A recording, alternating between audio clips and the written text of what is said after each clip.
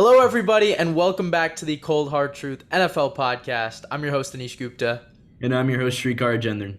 and we're back with another episode. This time, it's not really going to be as much about recent news. It's going to be about some predictions. So first, obviously, we're going to talk about Lamar's status with the Ravens, a little bit of a scoop on the Raiders and Colin Kaepernick, which is a name I never thought I'd hear associated with the Raiders.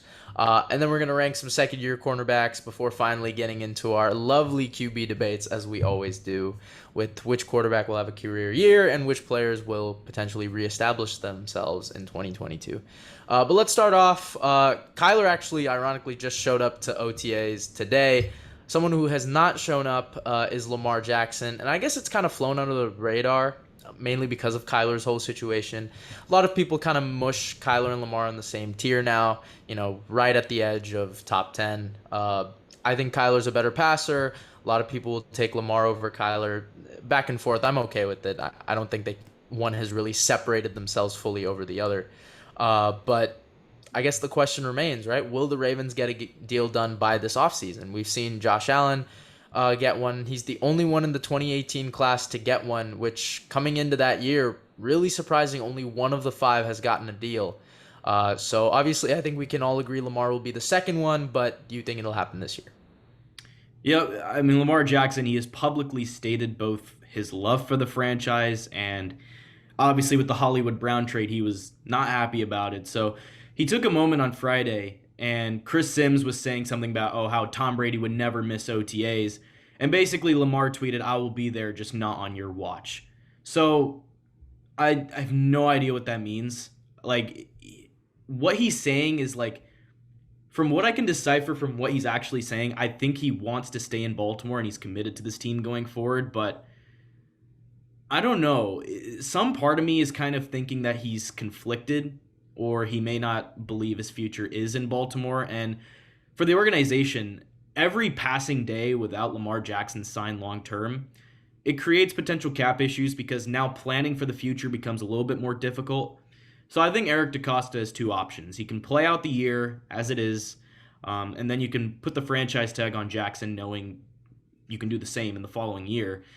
Or you can continue trying to work out an extension, and if that fails, you start seriously considering drafting a quarterback in what's expected to be a loaded draft class before trading Jackson for one of the biggest hauls in league history. And for Baltimore, maybe the second option is becoming more and more appealing. I won't say it's going to happen, but it's definitely on the table. But if we look at what Lamar Jackson's done for this team, they have enjoyed a lot of regular season success with him, but the fact that their passing game is so limited, it's kind of hurt them in 3 straight playoff losses from 2018 to 2020.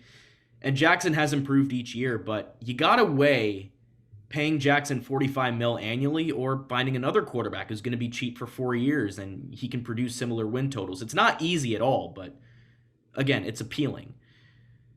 I think I'm still going to say that both sides get a deal done. Baltimore clearly wants Jackson, and although he's been very distant in negotiations to this point, he's continuing to publicly state his love for the Ravens. And then if DeCosta wants, he can control Jackson's movement, for the next couple years, but it's going to be at a huge cap number. And if you're Jackson, you got to assess the risk as well, because this is the final year of his rookie contract. One serious injury, and suddenly he loses what could literally be hundreds of millions of dollars. We've seen guys like, Kirk Cousins play out the tag, and that was risky. But that's nothing compared to what Jackson would be losing. And for the Ravens and Jackson, I think the safe move is signing, and I think that's what happens over the summer. I mean, yeah, I don't really think we need to go too much into whether or not it gets a deal done because I think it's going to happen. Lamar came into this team. He started his first game when the Ravens were 5-5. Wasn't looking too good. Flacco wasn't playing too well. He comes in, goes 5-1, takes him to the playoffs. Did it the first 3 years, and then he was 8-3 prior to getting hurt. And I think the thing with the Ravens and Lamar Jackson, it's like you have so many arguments for both sides because I think he has the most wins for a quarterback up until their age 25. But the argument also is as Srikar mentioned, the 3 playoff losses, but also for last year, for his 4 of his final 6 games, he failed to score 19 or more points. He has his flaws. I mean, the MVP aside, right? He's still flawed as a passer. I mean, that 1 year was great. Don't get me wrong, but I mean, why hasn't he improved, right? He hasn't improved since that year as a passer. That's a little bit concerning to me, right?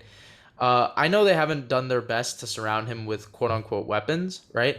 But this has always been a power run team, especially ever since Lamar has gotten there. And I think they're just catering to that, right? I think it's going to be the Lamar, JK, and Gus Edwards show all next year. I think that's what we're going to expect out of him. I think a deal is imminent. I don't know when it's going to get done, but Lamar certainly deserves it for what he's done for Baltimore. I just cannot see a situation where they just let him walk. They won't do that. They've picked up his 5th year. He's anyway under contract for this year.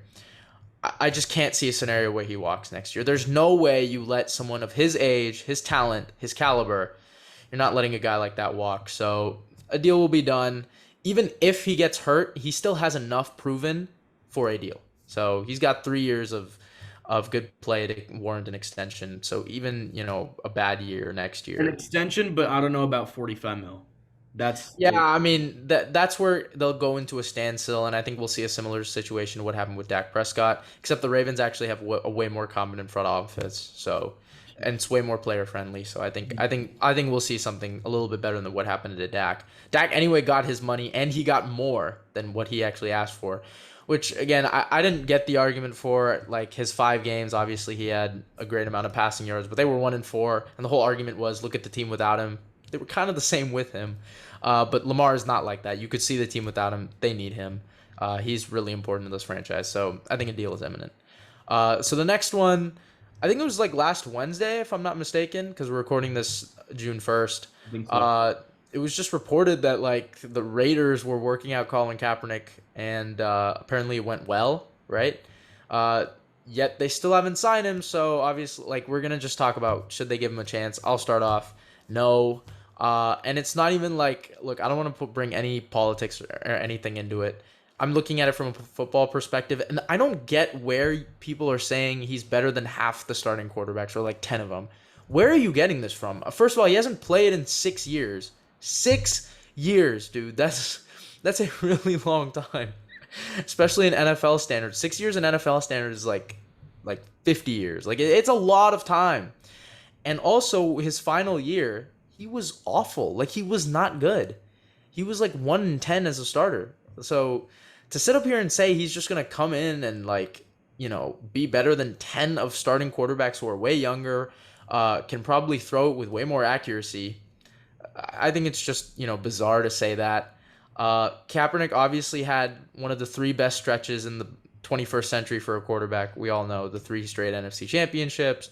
He had 2, but at least he was there in 2011, kind of was part of it. But yeah, 2012 and 2013 were 2 of the best years. You could stack him with a lot of quarterbacks up there, but he's not. I think it's just smoke. Like it's just noise rather than an actual signal. I think even if the Raiders give him a chance, even if he looked good, and the Raiders just signed Chase Garbers, shout out Cal, as an undrafted free agent. Their quarterback room is pretty full, even without Marcus Mariota. I think they're good. In theory, if he's better than Jarrett Stidham, he should be signed, but he's gotten really good reviews, and Kaepernick still hasn't gotten a deal from Las Vegas yet. And he just hasn't had any opportunities since 2016. I feel like it's pretty tough to argue he's not worth a backup spot because obviously we're not going to go into politics or anything, but he was a decent starter. He went 28-30. 59.8% completion rate, 72 touchdowns against 30 interceptions. Come on, 59%. I wouldn't say he's a good starter, but he could be, a decent backup. And the Raiders got a good view. Maybe it's finally his door back, but the door has not opened. So I'm just looking at it from a football perspective. Kaepernick was really good those 2 years. Like he was really good. But you've seen, without a really good roster, you saw what he looked like. He was not good. Like, but again, how is it not worth taking him out like on a flyer? I wouldn't say but here's the thing, right? I think someone of his, his name, he's gonna obviously demand a lot of money. It's just gonna be a lot of narratives, right? Because let's say Derek Carr does go down, then everybody's going to be pushing for Kaepernick over maybe a guy like Stidham who actually might be better, right? Like it's all about this unwanted attention. As a franchise, I just don't want that. I wouldn't want that. I mean, Like I know that's kind still of front office, but skewing from the football talk, but like we've seen it, right? Like we've seen guys that come in and just kind of shake up a team that's doing well, or like just bring unwanted attention. I've said this so many times. You don't want those type of players. You just well, the don't. Browns It's traded for Deshaun Watson, so like I'm not bringing up the Brown. I'm saying Antonio I know, Brown, but for you're talking example. about Yeah, so but that I didn't like the AB to the Pats. I didn't like that move, for example. Even the AB to the Raiders when or after everything went down, right? Like they still kept him into the preseason. yeah. And what else? Who else am I thinking of? Even like, yeah, Urban Meyer to the Jags, right? Big name, obviously a stellar football coach. Unwanted stuff. I think Kaepernick's only gonna bring that type of dynamic, and he's a very like vocal person. So if it's like Yeah. he's probably gonna go to the media and say, "Hey, I'm better than this guy. I think I should start." Like, and I'm not assuming that. It's just what I've seen, and it's like I just wouldn't want everybody to like push for Kaepernick to start for Josh McDaniels, who is a first year head coach, right? Like it's a lot to take in. I wouldn't do it if I was the Raiders. Just from a football And even perspective, I we both don't think they're going to do it. Like, Yeah, and you've got like Stidham is a good option to have as a backup. Like it's not even bad, and I think you won't even need to go off. Like Derek Carr's been pretty durable, knock on wood. Aside from the fibula injury, he's been pretty durable. So I think they're gonna be fine, and I think everybody in their right mind would take Derek Carr over Colin Kaepernick. So yeah, I think it's all smoke. Look, he can look good in a lot of warms. I actually saw a little bit of it. Even he did one at the Michigan spring game halftime show. Like he still got a little bit of an arm. It's just like playing at the NFL level is still different. Like I think people need to realize there's levels to football, and I don't know if he could still handle the NFL competition. Like I mean, for those who are Kaepernick defenders, I would just ask you to rewatch 2016. Like just rewatch and those Niners. I mean, no. His final year was 2016 and 2015. That's what. Yeah. Those 2 years were just not good. I think he was hurt in one of them. I know he didn't play a couple of them, but yeah, like just watch those final 2 years. You'll see what I mean. It's a bit lackluster. I know he had a lackluster roster, but if a quarterback needs to like have everything perfect around him, which is what he had his first 2 years, then I don't really know if he's the guy. Mhm. All right, moving on. We're gonna go into our little weekly QB topics. Which quarterback will have their career year in 2022? It's not about like who has most to prove. It's just which quarterback will have their best year this season. Because remember, out of nowhere, Matt Ryan decided to go off in 2016. Carson Wentz had it in 2017. There's always that one dude that just pops off in a year, right? Like Josh Allen 2020, Mahomes 20. There's always one every year. So I'll let Srikar start off. Which quarterback is it going to be this year? It's funny enough. We just talked about the Raiders. We just talked about Derek Carr. Derek Carr is my pick to have a career year in 2022. And coming off the back of last season where he threw for 4,800 yards, I mean, he was on it. He's already, I know Anish holds him as a top 10 QB. I'd say he's top 10 to 12. Like, yeah, right outside. I got him outside. Yeah, I'd say he's top 12. And he could have an MVP caliber season on deck for a few reasons. And to start, the Raiders have obviously a phenomenal group of weapons. Hunter Renfrow, Devontae Adams, Darren Waller. And also the Las Vegas defense outside of Max Crosby and Chandler Jones. So outside of the edge rushers, it's really not good, which is especially a problem in an AFC West that, is pretty quarterback dominant. So Carr is going to have to throw a ton to win games, so I think that's going to help his case. And also, since 2017, his yardage total has, steadily improved each year before his big year last season. So I'll bank on that trend to continue as well. So Derek Carr is my pick here. Yeah, I can see it. I mean, obviously, it's going to have to be better than 2016, right? Because he was an MVP candidate that year. Mm-hmm. So, and keep in mind, right? Like, I guess for this topic, it's not about the big names. Because they've already had their breakout moments. Like, Herbert threw for 5,000 yards last year. So it's really hard to top that. And he probably could, but, like, you already saw him kind of establish himself. So I guess my pick, it's a pretty unique one. Jalen Hurts. I think he's going to pop off this year. I think he's got a lot of people think he's limited as a passer. I know Srikar does, and I do too. I think he's got his limits, but I think the Eagles have done right by him. I think they've got a great system going. I think they're going to run the ball extremely well, And I think he's got a lot of weapons that can help him as a passer. I think you got A.J. Brown as your X, you got Devontae as your Z, and you've got Dallas Goedert, who's a great tight end. I think that he's got all the tools. I think the offensive line is also pretty good. Nick Sirianni's a good coach. This is his year to pop off and shine. And obviously, he's got a little bit of this backhanded pressure because it's if he doesn't do well, the Eagles have 2 first-round picks next year, right? So he's got a little bit of this ticking time bomb behind him, but I'm not worried. I think Jalen Hurts has proven everyone wrong everywhere he's gone, whether it's been Alabama, Oklahoma, and now Philadelphia. I'm rooting for the kid. I think he's going to be great, and I think this is the year where he establishes himself. Actually, funny enough, if I didn't pick Derek Carr, I'd say Jalen Hurts. I think he's facing a defining year for the Eagles, and he's done a nice job. 19 starts, he's gone 9-10, playoff berth in 2021. But to keep his job for the long term, he needs to improve. And he's going to have a chance this year. He got A.J. Brown. He's being paired with Devontae Smith. Great line. Excellent coaching staff. Great defense. I mean, he's got everything he needs to thrive. So I'm with you there. I think Jalen Hurts is a good pick here. Yeah. Is it 9-10 as a starter? Is it really? Is it? It might be. Because I think his only win in 2020 was the Saints one. But, hey, they were the number 1 seed at the time. So it might be 10. It might be 10. No, because he didn't start all 18 this year. Okay. Sorry, all 17. It is 9-10. Minshew had that one. Yeah, he did. So yeah, it might be 9-10. But yeah, I guess it doesn't provide the full context because his first year as a starter, right? Because the Eagles season was over when he came in. First year as a starter, he made the playoffs, right? So like I've never seen a quarterback who's made the playoffs his first year get like as kind of just like scrutinized or not even like considered to break out. I just feel like the people aren't really having faith in Jalen Hurts. I think people are looking at him as the setback for the Eagles. I think he's the one who can uplift them. So that's why I think he'll have. I wouldn't say he's the setback, but he is the question. Yeah, he is the question. I guess so. I mean, there's not much else for Philadelphia to really question because I think they made moves everywhere. So yeah, I think the only thing that can set them back is Jalen Hurts. I just wouldn't bank on it. I would bank on all the upside on him, just because it's what he's done throughout his career. All right, moving on. We're gonna rank some second-year cornerbacks. I saw a couple TikToks on it, so that's where I got the idea. But yeah, we're gonna give our top 3, and it's gonna be out of these 5.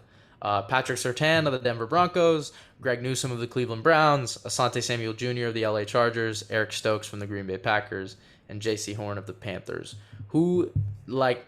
Now for this ranking, it's not from what you did the past year. It's what you're going to do this year. I think it's kind of mix of both, right? What you've shown us and kind of a little bit of that upside. So I'll let Srikar go first. So number 1 for me is going to be Pat Surtain. I think he is the number 1. Going into the draft process, we all had him as, the guy who could have that immediate impact and really be that number 1 right away. He had the mold for it, and he definitely showed it in year 1 with his ball skills and his lockdown ability. I think that's going to translate into year 2, so I think he's my number 1. I don't think there's a question about it. Number 2, this is where it gets interesting. I'm going to say Greg Newsome. I think Anish agrees there. He sent it in our Instagram earlier. Yeah, ruined it, didn't I? Okay. 85.6 passer rating last year, only 1 touchdown allowed all season, 9 passes defended. He was really good in coverage too, and if you're playing next to Denzel Ward and you're facing wide receiver 2s, I think it helps his case a little bit more. And I think his only issue is tackling, but I think that is an issue that can be fixed for a corner. So I think he'll take a jump in year 2. 3, I was picking between Eric Stokes and Asante Samuel, but I'm going to go with Stokes. It's just it's kind of the same with Newsome in where he's really good in coverage and, tackling is kind of the problem with him. And everyone's been talking about Rasul Douglas and how, he is going to be the breakout guy, but people, been kind of sleeping on Eric Stokes. I think he's cornerback 3 out of that class going into next year. He has all the tools, size, speed. He can stay with receivers. And again, he's playing next to Jair. So if you're playing next to a wide receiver 1 and you're going to, be going up against wide receiver 2s, then I think he's in good shape there. So if you're in the right spots, I think he'll make the plays. So Surtain at 1, Newsome 2, Stokes 3. Yeah, so that was my top 3 last year. I think that's pretty consensus across everybody. Yep. So yeah, I got the same. Pat Surtain at 1. I don't think it's a question. It should be a question in anybody's mind. He's He's been a lockdown corner. There's a reason why the Broncos were willing to get off Bryce Callahan. He's kind of locked down his side. Yep. He makes great strides even after the 5 yards of little tug of war that receivers and corners face. He's got great ball skills in the air. He's got great hands, and he's got great length. He's 6'2", so he's everything you want in a number one corner, and I don't blame the Broncos at all for taking him instead of Justin Fields at pick 9. Number 2, I'm gonna stick with my guy Greg Newsome. He is tremendous. Like, I know sometimes he's not playing our best receiver, but just watch him. Like, technicality wise, I think he's the best corner out of these 5. He's really fluid. He is so good. And yeah, Denzel Ward doesn't always match up on the number one receivers. Like, I think people need to realize it's not every snap they're going against each other. People move different sides. So when Newsome played Jamar Chase, he allowed, I think, 1 catch, like, for example. So it's not like Newsome can't go up against these number one guys. He's also got great, not really height. I think he's like barely 6 foot, but he plays way taller than he actually is. And I'm so glad we took him out of Northwestern. We were still able to get JOK. So yeah, he's my number 2. Number 3, I'm going to differ. I think Eric Stokes is great. And I think as of right now, he's better than the guy I'm going to put at number 3. Like, Eric Stokes really stepped up when Jair was out, and now I think it's going to be a lot easier on him now that Jair is back. But at number 3, I'm going to go with the upside here. I'm going to take J.C. Horn. The first 3 weeks he was there, the Panthers were 3-0 for a reason. He was playing really well. And I know they have C.J. Henderson. I think Stephon Gilmore's now with the Colts. So it's really just going to be on those two to really hone in and step up, 2 guys that have been drafted back-to-back years. I think he's going to come back from this foot injury just fine. He's very athletic, and he's coming from that South Carolina tree, and he's good friends with Derwin and Jalen Ramsey and Debo. So he was like in practice before the 21 season, he was locking down Debo. So he's got all the tools. I think he's got more upside than honestly everybody except Surtain. So yeah, I'm going to put him at 3. Nah, that's fair. I think in the draft process, one of my favorite things about J.C. Horn was just how he was able to get under a receiver's skin. And I think that's what was really on display at South Carolina. His trash talk was crazy. But yeah, I do agree with you there. I think he does, outside of Surtain, have the most upside out of this rookie class. And hopefully he can recover from that injury well, and he can, go back to being that same guy we saw early on in that Panthers season. So I think it's a good choice there. He's very physical too. We didn't really talk about Asante Samuel Jr. I think he's like there. Like, he's good. He's just not as good as these guys. And I think he'll benefit with, guys like J.C. Jackson and Bryce Callahan there. I think that's going to be a great trio. And then one guy we didn't talk about, unfortunately, is just Caleb Farley. He hasn't really looked the same since his injury. So hopefully he can, but I remember how hyped up he was coming out of Virginia Tech. But moving on to our final topic, I'm really excited for this one. It's kind of which player. I know I was talking about how Jalen Hurts will establish himself. Well, some players kind of need to reestablish themselves in the NFL world, right? These are guys that just have kind of not been talked about or really been. It's been the argument for these guys. It's been, well, he hasn't shown us he's good in the last couple of years, right? Can he come back and be the form that he once was? Right? That's kind of what this topic is going to be about. We're going to talk about 5 players. I think they're all in the NFC. So if you guys want some AFC, we'll maybe do it next week. But we'll start off. I want to start off with this guy first. It's not the guy on our list, Shriek. I'll start off with Saquon Barkley. Obviously, his first 2 years were amazing. His first year, he had 2,000 scrimmage yards. He won the Rookie of the Year. I thought it should have gone to Bake, but he deserved it. And ever since the second year, he tore his ACL his third year, and then the fourth year he played most of the games, but it just really didn't look the same. And I think I don't think they picked up his 5th year. This is really his last year to prove it to the New York Giants, to get some type of an extension. The Giants, look, they're moving in the right direction. They're spending a lot of money on receivers. Do they really want to spend another lot of money on, locking up a running back who's been injured a lot? I don't know. And again, he hasn't quite looked the same since his rookie year. So I'll ask you, Shri, do you think he reestablishes himself this year?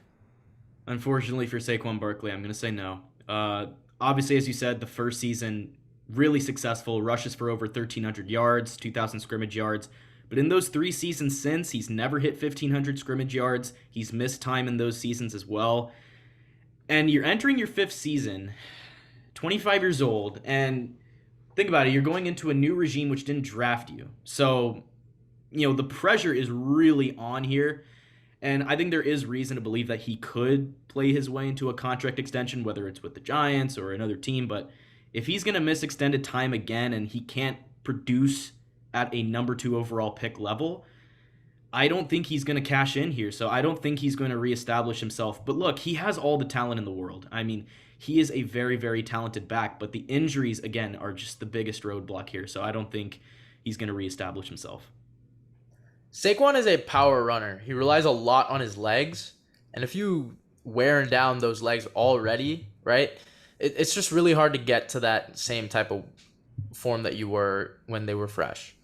That's kind of the case what we've seen with Saquon Barkley. He just cannot put the same pressure he used to. He can't make the same cuts. He's not as fluid with them.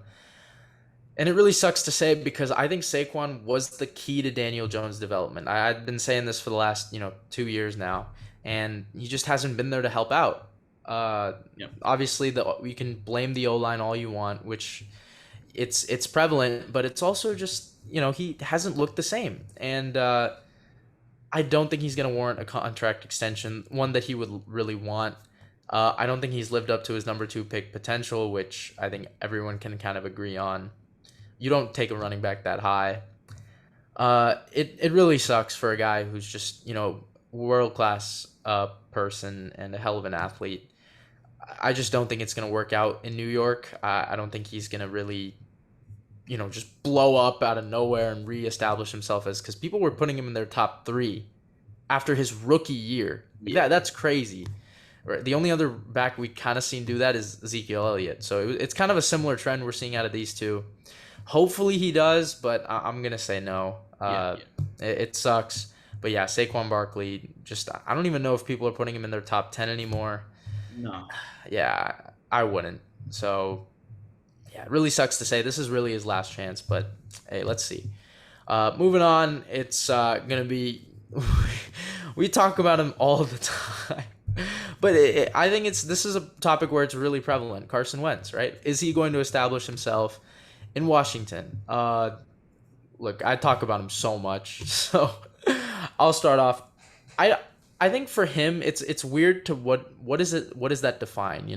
Does he get back to his 2017 form? Because I think that's gone. Does he get back to the form in 2019 where he could lift his team to the playoffs? I don't know. But I think what counts as reestablishing himself is getting to the playoffs and just playing a playoff game, right? At least showing us something there. That's, I think, what counts. And looking at their schedule, it's really possible. Like, even if you're a Wentz hater, look at look at Washington's schedule and tell me they're not winning at least 7 or 8 games. At least. I think it's really hard to look at that and say they won't. So I think he will reestablish himself in some way, shape, or form. For example, he's got his best receiver he's ever had, right? I know the O-line is not probably going to be one of the worst he's played with. It's not good, though. It's okay. Yeah. And the defense is probably one of the best he's played with, actually.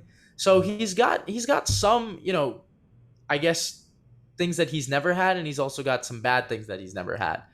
But hey, if you want to be a quarterback in this league, you got to make it work. And you know what? I'm going to say he does in the sense that I still think he can make the playoffs this year. He's had winning seasons 5 of his 6 years. So, I mean, say what you want about that, but it's there. I'm going to say he reestablishes himself in that he looks better, but I don't think he's going to make the playoffs. I actually like Carson Wentz's chances this year. I mean, if you look at the roster around him, Anish kind of pointed it out, but I think it's a good O-line, good running backs, very good receivers. You got Logan Thomas at tight end, absolute studs on defense, especially that defensive front. All in a division that is clearly up for grabs in the NFC East. So, I don't know. The Cowboys got worse. I don't think the Giants are going to make a one-year turnaround. I think this is, as Anish said, a 7 or 8 win team. I'd probably pencil them in at 7 and 10. I think that's what I had on my playoff predictors. I still don't know how you had them 7 and 10, but go ahead. but I don't know. He's probably right now it's second best QB in the division behind Dak Prescott. So will he bring them back to the playoffs? No, but I think he will look at least better than final year with the Eagles and Colts. Well, so that's the thing. I don't think he looked bad with the Colts. I think he looked decent. So I think for him to reestablish himself is like put himself in that Kirk Cousins, Derek Carr tier. I think like that's because people used to have Wentz in their top 10, right? I don't know if you can really put him back there unless he has a crazy good season. But to get to the playoffs, I'm perfectly comfortable putting him in the top 15. Yeah, Really, if we like make the playoffs, yes. yeah. I that's why yeah. So I think he will, but if he doesn't, I mean I think it might be the end of the line. I think he's just going to be a bridge. Hmm. Like he's not getting any younger. So he's got maybe a couple years left to prove he can, withstand the rest of the NFL. But yeah, if he can't do it this year, I think this is a big year for him. Yep. I'm hoping you guys know I love him. I'm objective though. I think this is a big one for him to really prove it. Hmm. Yeah. So moving on, it's the guy who replaced him in Indianapolis, Matt Ryan. Um, Look, Matty Ice has just been flowing through the middle of the pack. Like everyone kind of recognizes he's been good. It's just like he's had no really supporting cast in Atlanta, and they've just been mediocre. Um, I'm gonna say he does reestablish himself. I think this is honestly a dark horse to be a top five team in the conference. Again, they're running it back with everyone else except Carson Wentz, and the team honestly got better, right? So they got better around him, and this is the best supporting cast he's had since his MVP years. Yep. Hmm. Yeah, I think he's gonna be fine. I know he's not getting any younger. I think he's like 36, if I'm not Maybe. mistaken. Hmm. Yeah. So I mean, he's got maybe a couple years left in him. The Colts are just trying to stay relevant. That's really what they're doing. They haven't found a guy that's gonna lift them for years to come. They tried it with Wentz. I still think they should have given him another chance. Obviously, they did not. But I think, yeah, Matt Ryan will get them to the playoffs. I think we both had him winning the division. So I think he reestablishes himself and reminds everybody, hey, give me a supporting cast and I can still win you some games. Yeah, I'll keep it short. I agree with Anish. He is playing on the best team he's been on since the Falcons Super Bowl run, a season in which he won MVP. And not only that, he gets to play behind one of the better offensive lines of his career. For an old pocket passer, I think that's a really, really good situation to be in. Um, could he be a dark horse MVP candidate? Like very, very dark horse. Yeah, no, I love that because also he's comfortable. He's gonna be in a dome again, right? That's Yes. all he's known throughout his entire career, right? He's a dome quarterback, and then he's had one other team with the dome, the Saints. He's gonna have another team in the dome with a dome in the division, the Texans, right? So it's like it's pretty comfortable. I think it's a very similar situation to Atlanta, right? Like he's not gonna be asked to play in these crazy weather games because he hasn't throughout his entire career. Hmm. He's in a pretty comfortable situation. Yes, I think he could be a dark horse MVP there. So, yeah, I think we're both in agreement. Yep. And if he does, Hall of Fame, no doubt. I'll give it to him. I'll give it to him. If he wins a second MVP, I'll give it Oh, to yeah, him. I Yeah, would. because he's had a lot of these records getting to this X passing yards. I think he's top 10 all time. So yeah, I'll give it to him. Yep. We'll go with this one before we go to the biggest one on this list. But we'll go with DK Metcalf next. And the reason why I'm putting him on this list is just not because he's not good or anything. It's just he used to be the talk of the town when you talk about receivers from the 2019 class. And I think now he's just out of it, right? The combo has now been AJ Brown, Debo, and Terry. Before it used to be like Terry, DK, AJ. Now he's kind of fallen out of that mix. Hmm. So do you think he reestablishes himself in that tier? Or do you think he kind of stays out of it and just is seen as the guy who benefited from having Russ as his quarterback? I'm gonna say he doesn't reestablish himself in that he passes any of his other peers in that 2019 receiver class because Terry now has the best quarterback he's had in his career, and we know how good he is with bad throws. And now that he has a quarterback, I think he's gonna improve. With AJ Brown, he's going to Philly. He's gonna get targets and playing with Jalen Hurts. I think he's in a good situation there. And then Debo's Debo. I mean, he was that key cog for the Niners offense last year. So versatile. I'd put him over DK. So I don't think even though he's going to get a lot of targets from Drew Lock and Geno Smith, in the games that Geno Smith actually did play with DK, he wasn't overly impressive. I just don't think he's going to bring himself back to top of the 2019 class standard. I actually think he's going to do well with Drew Lock. If Drew Lock plays, I actually think he's going to do pretty well. Like I can see him going for around 11, 1200. Like Drew Lock did well with Cortland Sutton, right? And I think DK is more talented than him. So I actually think he's going to do well, but you're right in the sense I don't think he's going to usurp any of the other three. So maybe not in that sense, but I actually do think he's going to do well. So maybe we disagree a little bit there, but yeah, I mean, with Geno, he didn't do particularly well. I think Tyler Lockett was more consistent, which is saying a lot because Tyler went like 3 catches for 11 yards, and then he had that one crazy game against the Jags, 12 catches, 150. But yeah, he had that one crazy touchdown against Marshawn Lattimore. That's literally all I remember from his time without Russell Wilson. Mm-hmm. So, but I actually do think if Drew Lock plays, I think they actually will do well considering that Drew Lock actually has an arm. But yeah, I just don't think he will usurp the other three. Mm-hmm. Yeah. And yeah, moving on to our final one. This one I think I'm most excited to talk about. Michael Thomas. I think this is probably the definition of this topic, right?